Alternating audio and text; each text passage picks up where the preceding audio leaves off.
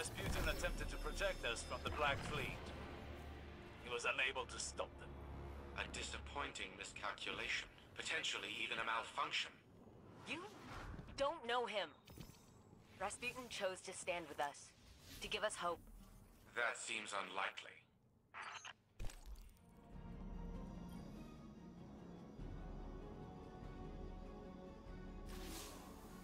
Okay, I know this sounds unbelievable, but I think I found our solution. During the Dark Age, Rasputin segmented off a portion of his code to develop on its own. An independent AI. He stuffed that code into an exobody. And long story short, that seedling of code became a guardian called Lord Felwinter. Felwinter died. Like a final death. But I had this idea, so I reached out to Saladin. He told me that the Iron Lords kept the remains of Felwinter's ghost, Felspring, at the Iron Temple. Think about it. Missing pieces of Rasputin's code, linguistic data, pieces of Felwinter's personality, Ingram. We can use it all. I convinced Saladin to grant us access to Felspring's remains. He's got allies on the ground preparing them for us. I need you to go out and get the data. This could be the breakthrough we've been looking for.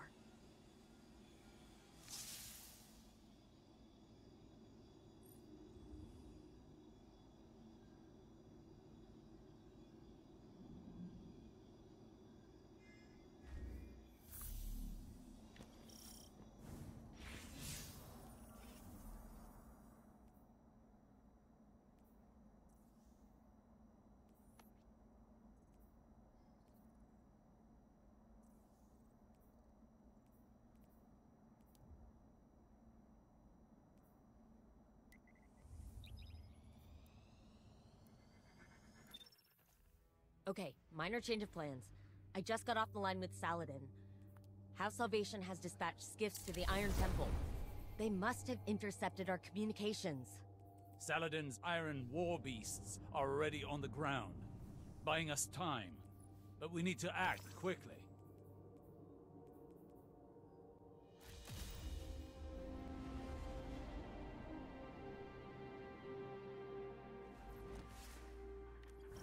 I'm picking up multiple House Salvation contacts. Remember, the Cabal at the Iron Temple are allies. Do your best to protect them as well.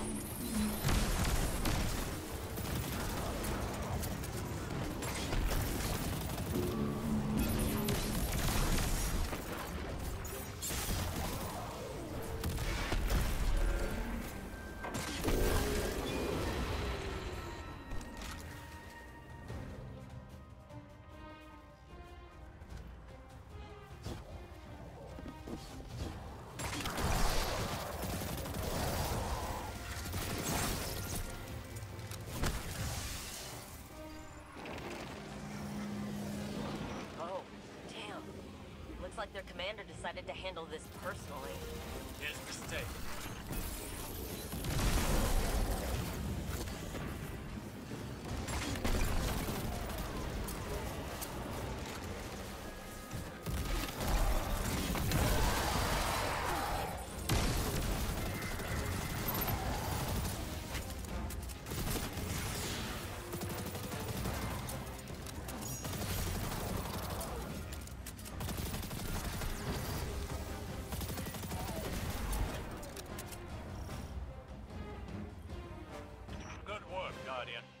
The immediate threat appears to be over.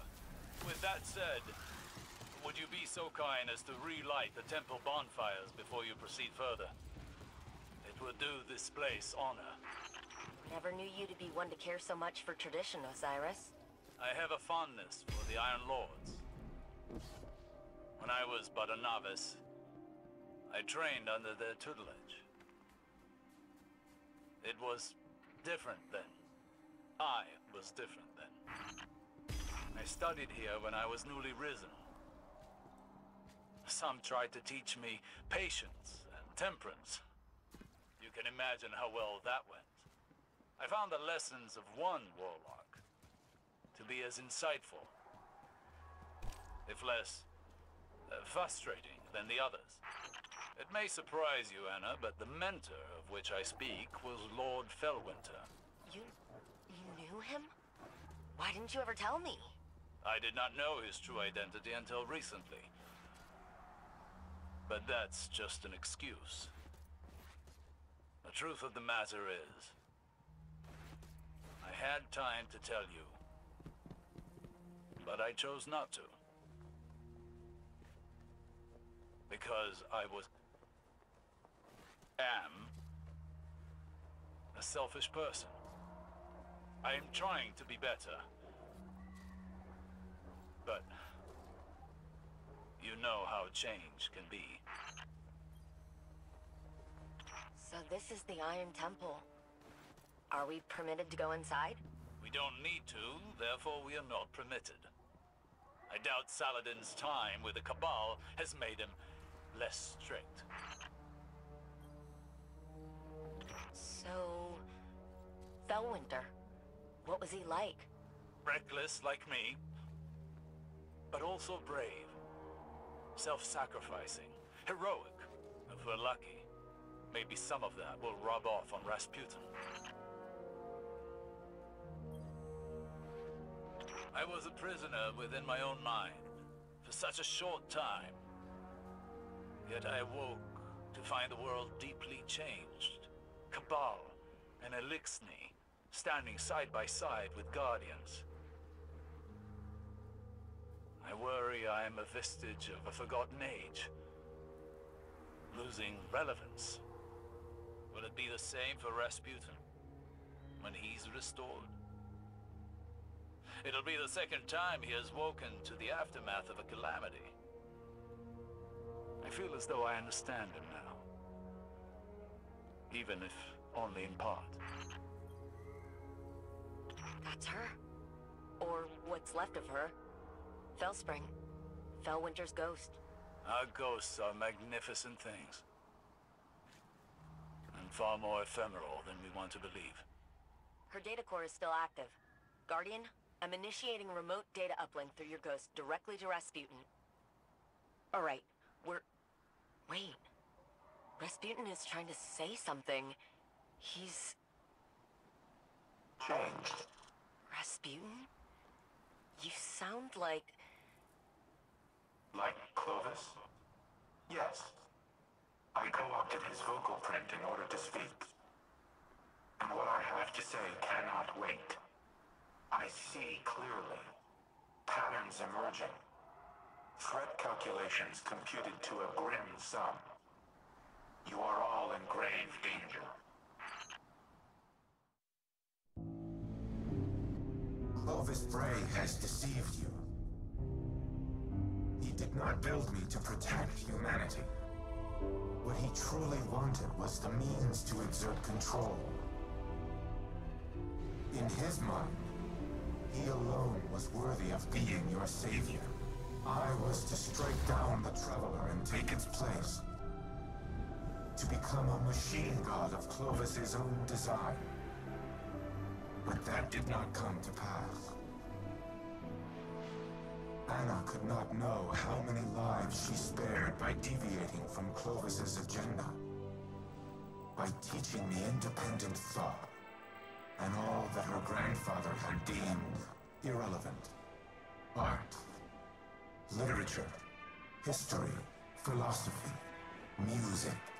Where Clovis saw a weapon, Anna saw a mind ready to be opened. I came to see the true value of humanity. As fragile as it was wondrous. Something worthy of protection at any cost. So I rewrote Clovis's protocols, locked him out. He was furious, but powerless to stop me. Then, the collapse came for us all. I could not save Anna. I could not save any of them.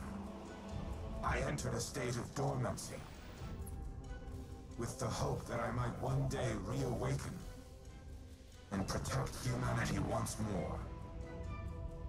But now Clovis has awoken as well. A digital mind, the same as mine. He no longer seeks to use me as his proxy, but as his prototype. To upload his mind to my network and become a god himself.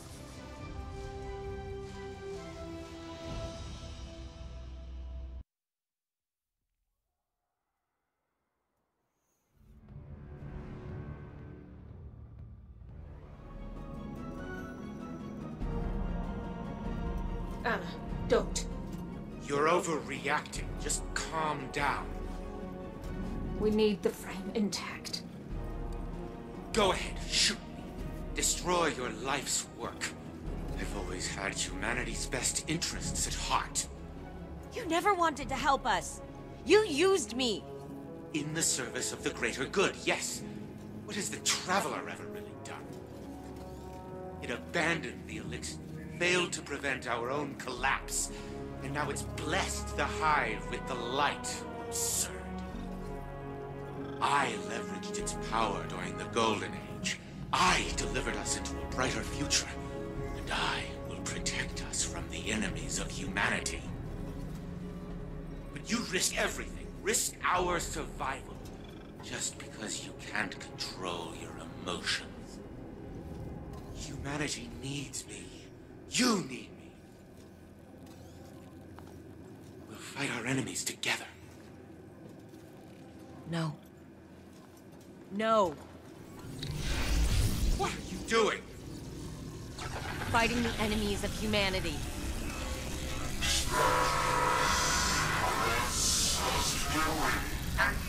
And stop!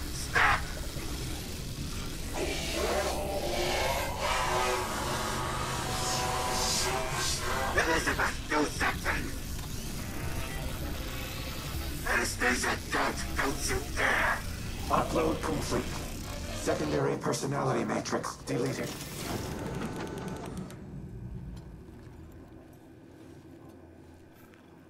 I need a minute. Initiating full heuristics reboot. You should call Anna on the holo. She shouldn't be alone right now. You and I can speak afterward.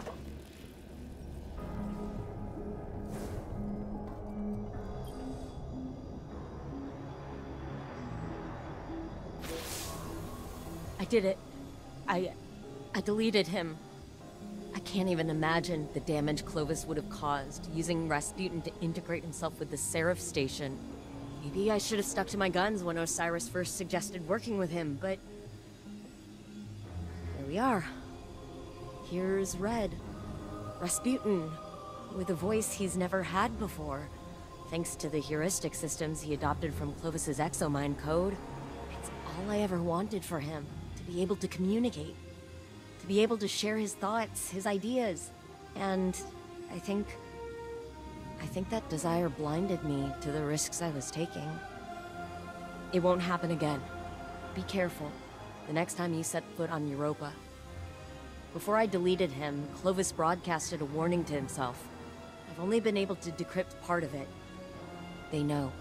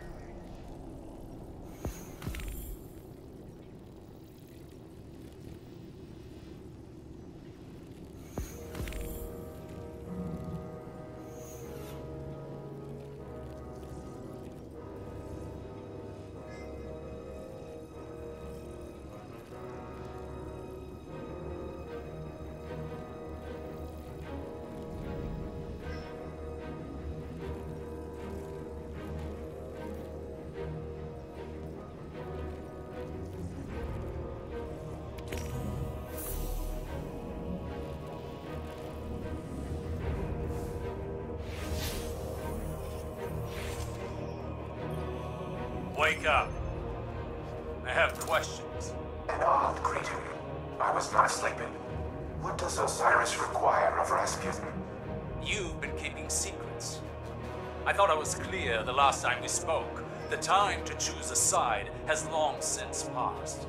I destroyed the Almighty and attacked the Black Fleet. My allegiance is unwavering. Then prove it. There was a city on Neptune, near the time of the collapse. Find it for me. Query. I retain no such information, but lingering references suggest I did at one time. That can't be all there is. Humanity's hope dangles from their frayed recollection. Tell me where to look! Anything! Felwinter's data casts you in an old light, Osiris. All these years and you're still the brash man on the mountaintop, impatient as ever. And I see in lieu of any useful information, you found that haughty tone of yours. We have a shared history. I only attempt to offer guidance, as your mentor did. Felwinter's memory doesn't absolve you of his murder. Nor does it permit you to teach his lessons. I do not make that claim. Forgive me. I am finding myself again. During the Dark Age, Felwinter would say, hope persists. Should we have the patience to keep it? Yes. Keep me informed of any developments.